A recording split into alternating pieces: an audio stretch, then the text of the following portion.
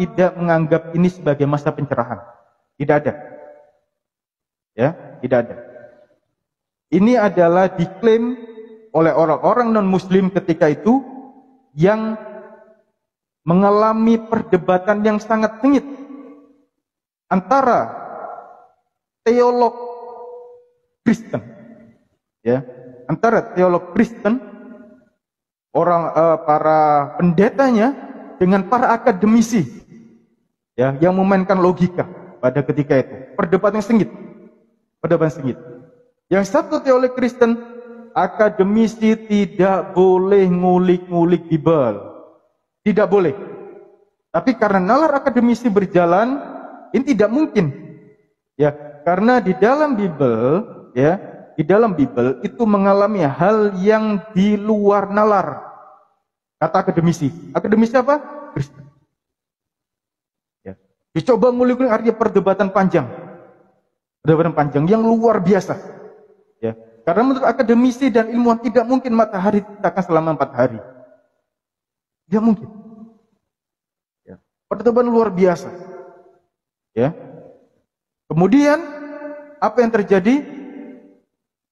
Akademik dan para ilmuwan itu memenangkan. Yang ketika itu terjadi perpecahan yang luar biasa, terpisah. Ya, terpisah.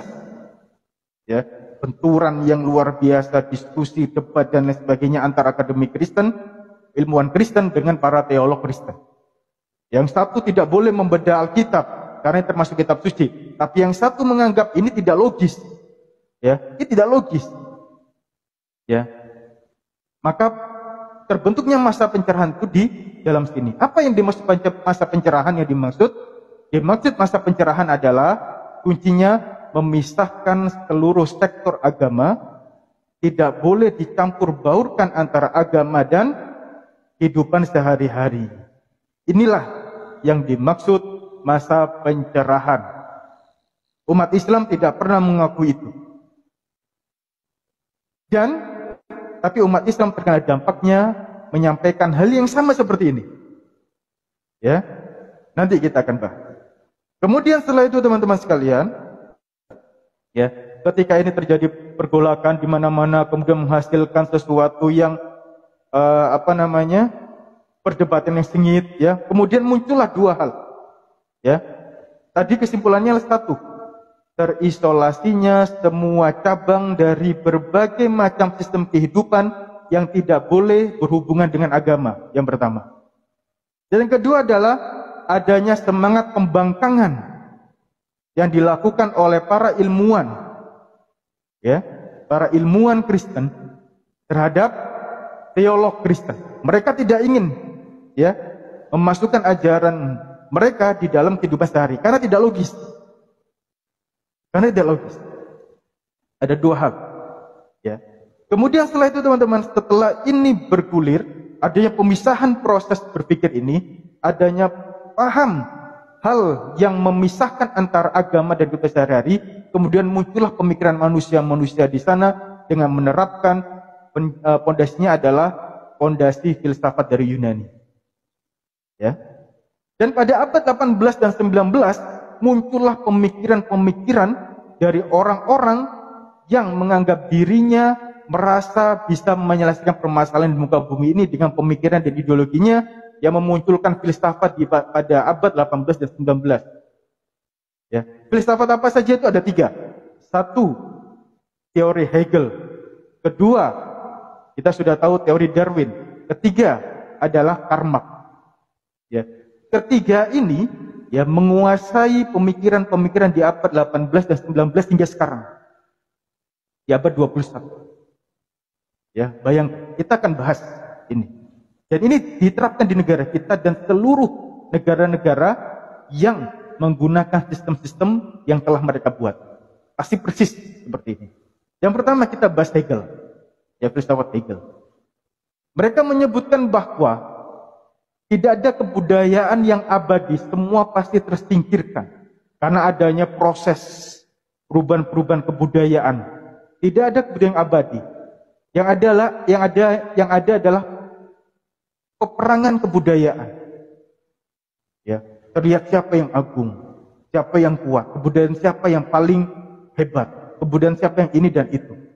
Ketika itu, kebudayaan ini bersaing, siapa yang kuat, dia yang akan menguasai kebudayaan yang ada di dunia ini. Teori Hegel yang pertama. Fokusnya kepada kebudayaan. Ingat, poinnya kebudayaan. Kedua adalah teori Darwin. Ya, kita tahu teori Darwin seperti apa. Ya. Adanya suatu sistem di mana yang kuat dia yang menang. Ya. Dan ada teori-teori yang menyebutkan hal-hal yang mungkin di luar nalar. Ya. Kalau teori Darwin ini teman-teman sekalian itu lebih tidak manusiawi. Kenapa tidak manusiawi? Ya. Karena pernyataannya adalah siapa yang kuat dia akan menguasai. Dan ini nanti akan jadikan sistem. Teori Hegel, teori Darwin, dan teori Karl Marx. Teori Karl Marx malah mencampurkan dua ini, Hegel dan Darwin. Ya. Meramu Karl Marx ini, meramu dua filsafat ini dari Hegel dan Karl Marx. Ya. Sehingga memunculkan teori-teori baru yang mengakibatkan ada sistem. Ada sistem yang dibentuk untuk apa? Untuk menguasai peradaban di muka bumi ini. Ya. Karena ini dibuat oleh manusia, pasti ada celah, pasti ada kekurangan.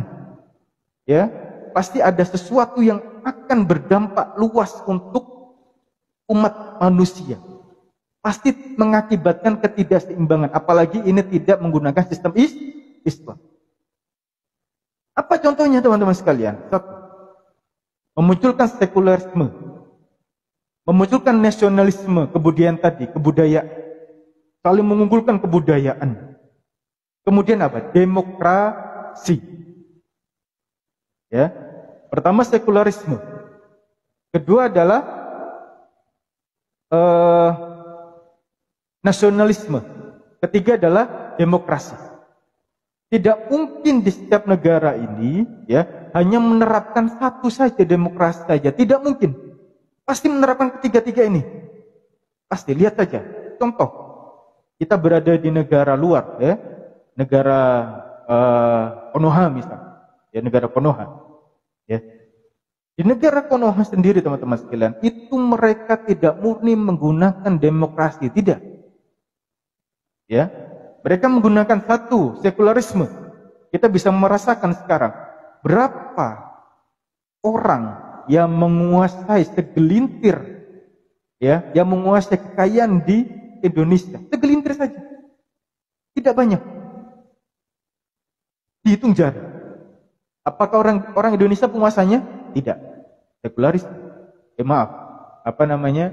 Ya, sekularisme. Kemudian mereka berupaya bagaimana memisahkan agama ini.